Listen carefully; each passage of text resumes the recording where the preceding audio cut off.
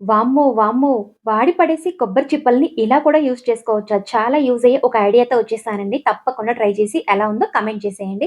ఇక్కడ నేను కొన్ని కొబ్బరి చిప్పలు తీసుకున్నానండి. ఈ విధంగా పైన పీచు ఉంటుంది కదా! ఈ విధంగా అంతా రిమూవ్ చేసుకుంటున్నాను.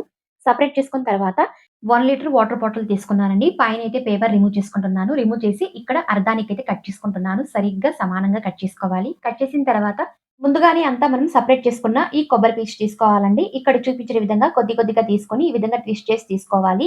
ఇప్పుడు బాటిల్ పీస్‌కైతే గమ్ అయితే అంటిస్తున్నాను.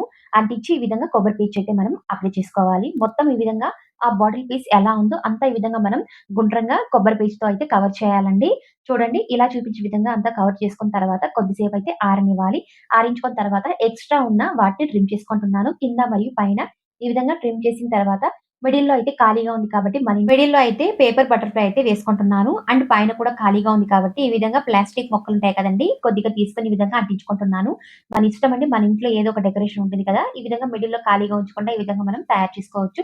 అంతే అండి. వెనకాలైతే హోల్స్ పెట్టుకున్నాను. వాల్ హ్యాంగింగ్ అయితే చేసుకున్నానండి. ఇలాగనే కాకుండా కొద్దిగా వాటర్ కూడా పోసి మనీ ప్లాంట్ కూడా మనం పెంచుకోవచ్చండి. డోర్‌కి అటు ఇటు ఈ విధంగా బయట హ్యాంగింగ్ చేయడం వల్ల చాలా చాలా నేచురల్‌గా ఉంటుంది. ఎలా ఉందో కామెంట్ చేసేయండి. Please like and subscribe and share చేసేయండి.